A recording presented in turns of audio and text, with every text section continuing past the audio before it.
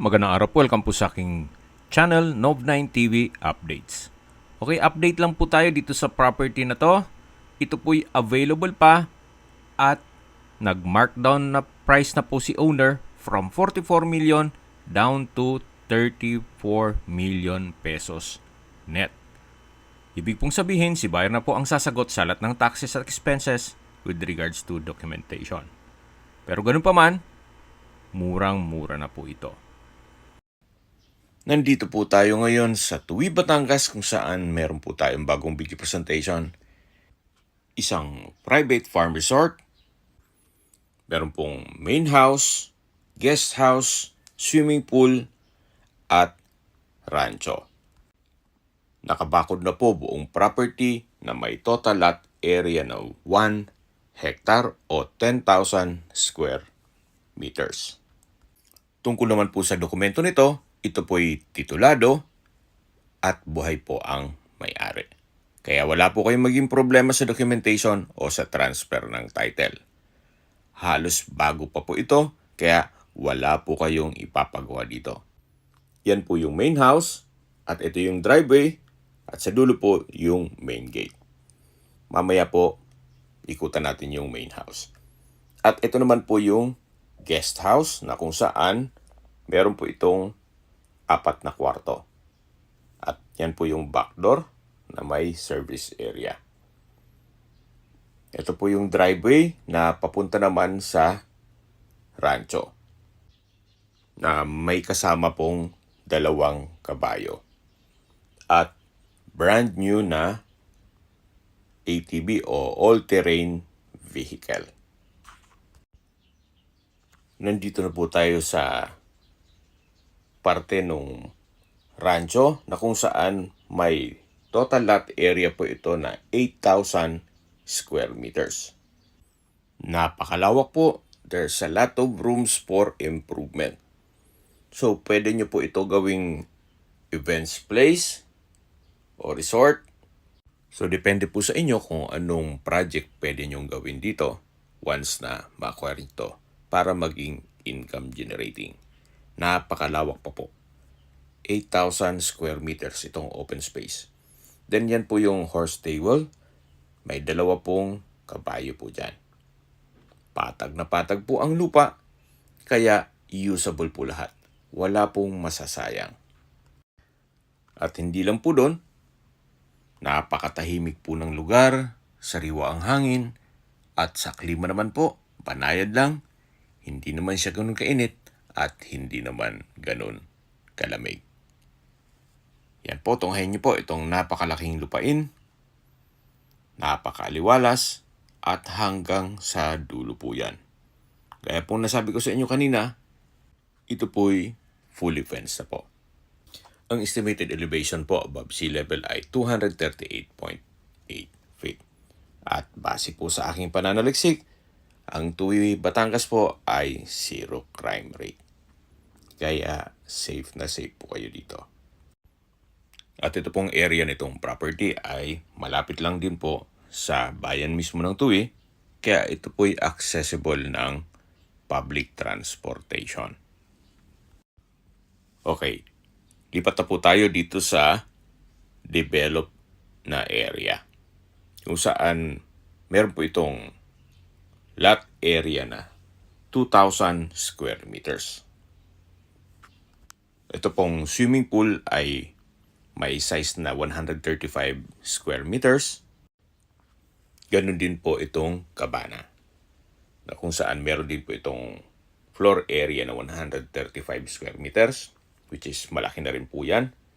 At dito naman po sa guest house ay 135 square meters ang floor area.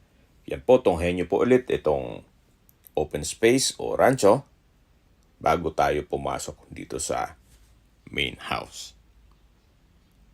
Napakaganda po ng disenyo, napakaliwalas, at possible din pong maging income generating once na ipasok nyo ito sa Airbnb.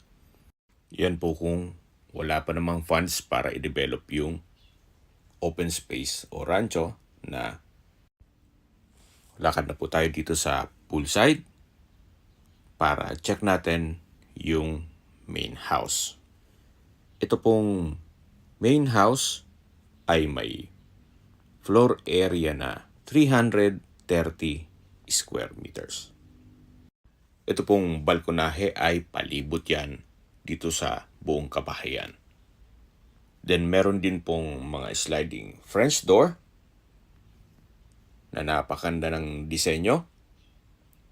Then may customized glass walls. Meron din pong mga wall lamps. At naka-tile flooring na rin po itong palibot itong balkonahe. Yan po yung dining at kitchen side na may access door na rin. At dito naman po yung mga side ng bedrooms. Ito naman po yung main door. Samahan niyo po ako. Pasok po tayo. So welcome po dito sa napagandang bahay ni Sir. Ito po ay fully furnished. Kaya lahat pong nakikita niyong gamit ay kasama po, pera po sa personal na gamit ni owner. Gaya nitong figurine na kabayo. So yan po yung living area o salas. May sofa set, center table at side table. Naka-ceiling cove design, may center lamp, may pin lamps. At dito naman po yung main door. Napakaganda ng tanawin. At dito naman po yung dining area at sa dulo yung kitchen. Naka-ceiling cove design na rin po dito. At meron pong center lamp at pin lamp. Ito po yung dining set. Nakasama po yan. At meron pong island na may high chair at ceiling cove design na rin po. Dito naman po sa kitchen countertop ay meron pong wall-mounted modular cabinet. May range hood, gas range.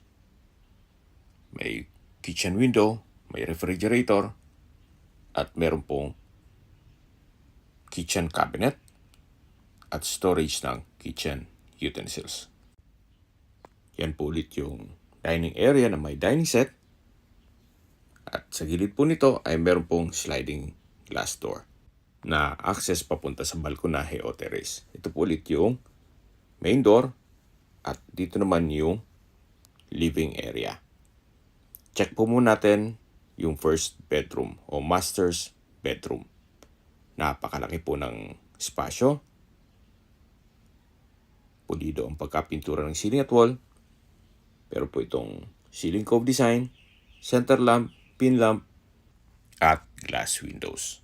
Ang kagandahan po dito sa bahay ay kung meron man po kayong mga senior citizen or PWD sa pamilya, kahit aling kwarto po dito ay pwede sa kanila. Meron na rin po itong split type aircon. Then, premium tiles po ang ginamit dito sa flooring. At ito naman po yung walk-in closet. From floor to ceiling po yan. Meron din po itong sariling toilet and bath na kung saan meron pong bathroom countertop, porcelain sink with faucet, then meron pong bathroom drawers and cabinets, naka-tile bathroom wall. Ito po yung water closet with bidet. Then sa taas nito ay may bathroom window. From floor to ceiling din po itong tile bathroom wall. At dito naman po yung shower enclosure. May overhead shower. Then meron pong exhaust fan. Okay, labas na po tayo para check natin ibang parte nitong bahay. Yan po yung walk-in closet. At tunghayin nyo po itong master's bedroom. Napakalaki po ng espasyo. Labas na po tayo. So mula po dito, paglabas natin ay yung living area na. At matatanaw naman yung dining. Check po natin itong kabilang kwarto. Sa espasyo, sakto lang. Hindi naman siya ganun kaliit at hindi naman ganun kalaki. May mattress and bed frame, side table, window type aircon, center lamp, pin lamp. So kompleto na rin po dito. At meron din po itong wardrobe. Labas po tayo. So dito naman po yung common toilet and bath. Maayos din po ang toilet fixtures. May bathroom sink, water closet, naka-tile bathroom wall, may exhaust fan, shower enclosure, at overhead shower. Meron din pong maliit na bathroom window. So, ito po yung common toilet and bath. In between nung dalawang bedroom. Yan po, tunghayin niyo po ulit itong living area. Open concept lang po ito. Walang partitions, kaya maaliwalas. Natural stone design po itong wall. At dito naman po yung dining area. At sa dulo yung kitchen. Na kung saan galing na po tayo dyan kanina. At ito naman po yung third bedroom. Malaki po ang espasyo. May center lamp, pin lamp. Meron pong glass window, bed and mattress, window type aircon, may side table. Meron din po itong wardrobe. At dito naman po yung sariling toilet and bath. Na kung saan maayos din ang toilet fixtures. May bathroom sink, water closet with bidet, towel holder, shower enclosure, may overhead shower, bathroom window, at from floor to ceiling na tiled bathroom wall. So ito po ang toilet and bath ng third bedroom. So labas po tayo para check natin yung kabilang kwarto. Paglabas po natin ay meron po ditong drawer, then vanity mirror, at dito naman po yung fourth bedroom na kung saan malaki din po ang espasyo nito. Meron pong dalawang glass window, may window type aircon, may center lamp, pin lamp, TV stand and drawer. Meron rin pong mga outlet sa gilid nito. Then, pulido po ang pagkapintura ng ceiling at wall. Meron din po itong wardrobe. At meron pong sariling toilet and bath. Maayos din po ang toilet fixtures. Meron pong bathroom sink, water closet with bidet, shower holder, shower enclosure, naka-tile bathroom wall, overhead shower, at meron pong bathroom window. So ito po ang toilet and bath ng fourth bedroom. Lalabas na po tayo para check natin yung ibang parte nitong property. So mula po dito sa fourth bedroom, matatanaw natin yung third bedroom na kung saan dyan na po tayo galing kanina. At dito naman po yung dining area at formal kitchen. Meron pong mga glass walls, then sliding doors sa palibot nito. Kaya napakaliwalas po. Yan po yung living area at dito naman po yung main door. Paglabas nyo po, napakaganda, napakaaliwalas. Matatanaw nyo yung swimming pool, cabana, at yung guest house. Bago po tayo lumipat sa guest house at sa cabana, ikutan po muna natin itong balkonahe. Palibot po ito. So meron pong tubular railing. Then dito po sa kanto meron pong wall-mounted lamp na kung saan paikot din po yan. Ito po yung window ng master's bedroom. Itong side na to. Then dito naman po yung driveway. Pag diniretso po yan, papunta sa rancho. Yan po yung main gate. At driveway papunta naman dito sa garahe.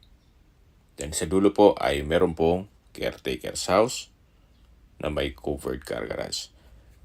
Dito naman po ay merong stairs na access mula dito sa garahe papunta dito sa likod ng bahay.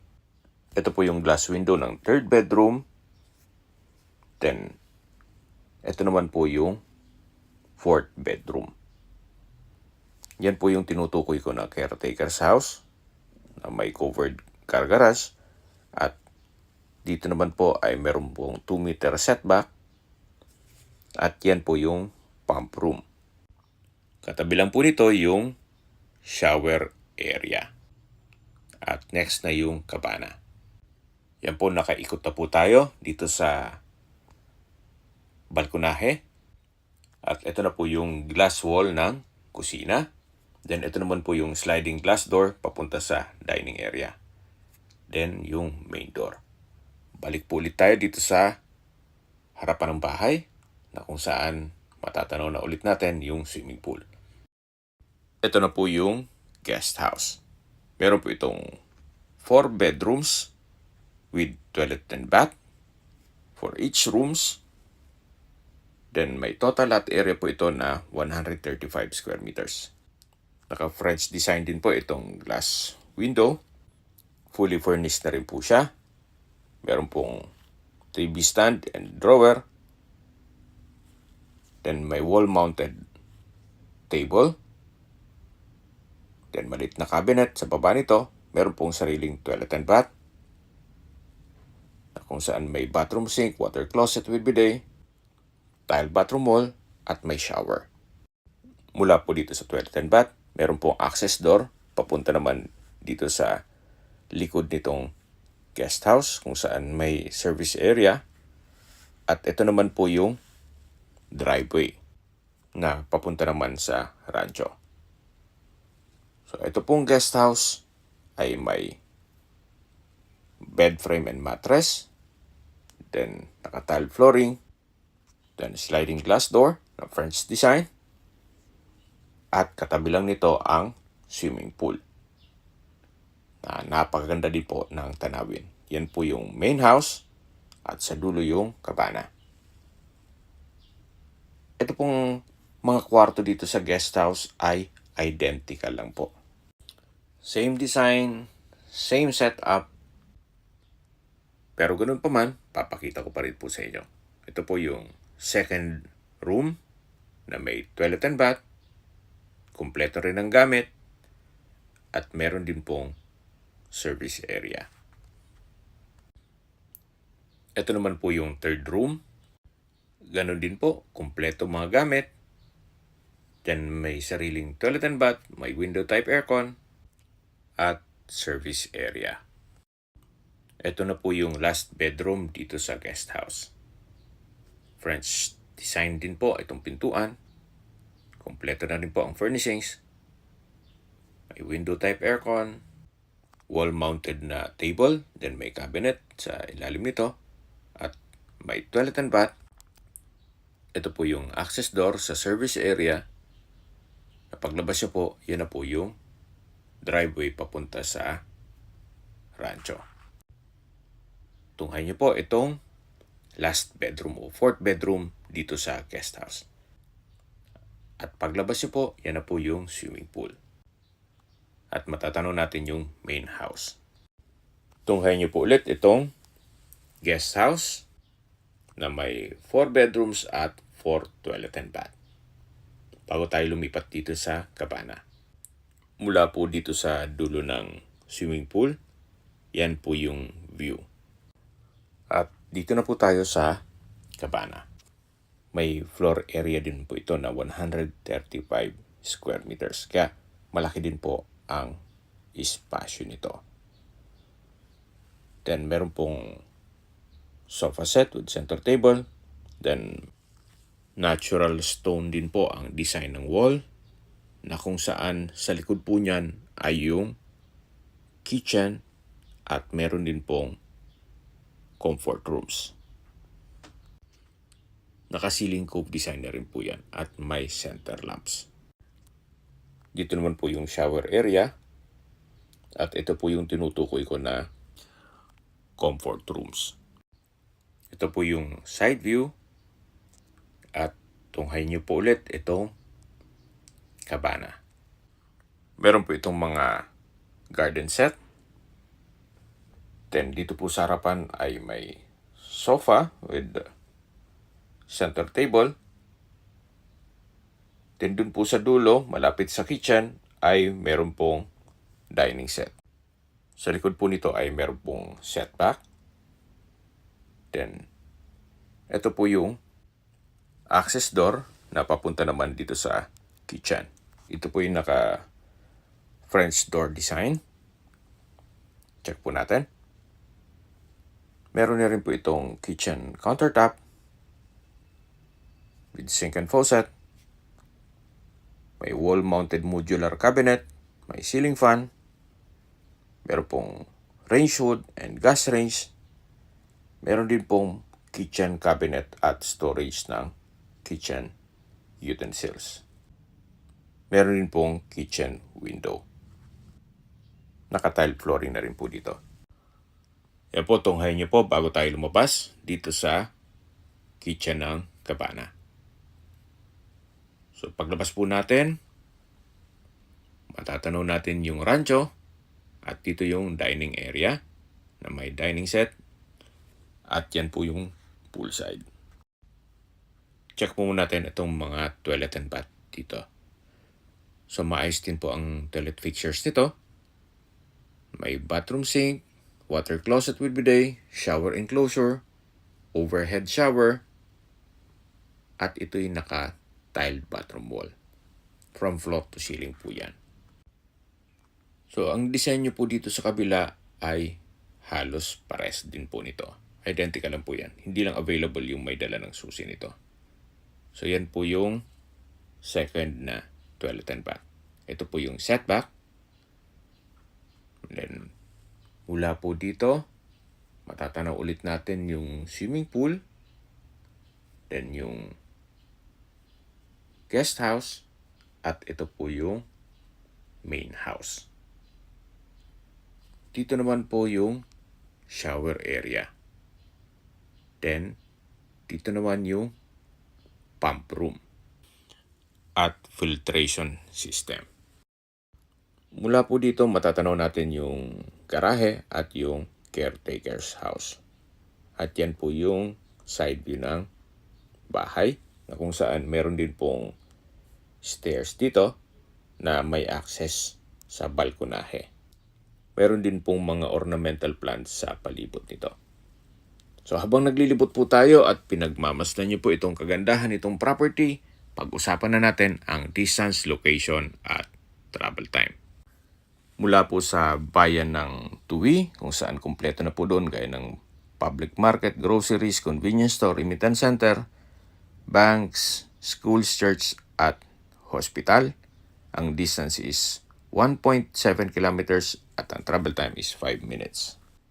Yan po yung lagi kong binabagin sa aking video na dapat nyo i-consider sa paghanap ng property, yung meron pong malapit na hospital. Hindi ko naman po sinasabing sakitin kayo. Yan naman po for emergency purpose lang naman. At mula naman po sa mga beach resort sa Nasugbo, ang distance is 14.4 kilometers at ang travel time is 28 minutes. Mula naman po sa Calaca Port, ang distance is 18.4 kilometers at ang travel time is 33 minutes. Mula naman po sa Tagaytay, ang distance is 41.3 kilometers at ang travel time is 1 hour and 18 minutes. Kung manggagaling naman po sa Manila o sa airport, ang distance is 101 kilometers at ang travel time is 2 hours and 24 minutes. Okay, recap lang po sa mga nag-skip ng video. Ito pong property ay nasa Tuwi, Batangas at may lot area ng 1 hectare. Ito pong improved na area ay 2,000 square meters at ang rancho po o open space ay may lot area na 8,000 square meters. Meron po itong guest house, main house, cabana at swimming pool. Tungkol naman po sa dokumento nito, ito po titulado, buhay po ang may-ari kaya wala po kayong maging problema sa documentation o sa transfer ng title. Binebenta po ito ni owner sa halaga 34 million pesos. Kung may mga katanungan po kayo, tawag lang po kayo sa aking numero. At sa mga kababayan naman natin nasa ibang bansa, meron po akong Telegram. Sa mga iPhone user naman, may iMessage. Meron din pong Imo, Skype, Viber at WhatsApp. Same number lang po, 0917-316-3399. Sa mga nagtatanong naman po ng aming Facebook, meron po aming Facebook page na Nov9TV at Facebook Reels Video.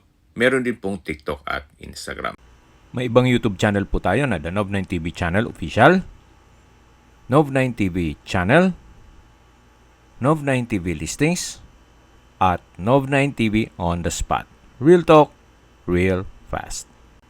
Salamat po sa panunod sa aking mga videos. Ingat po kayo lagi.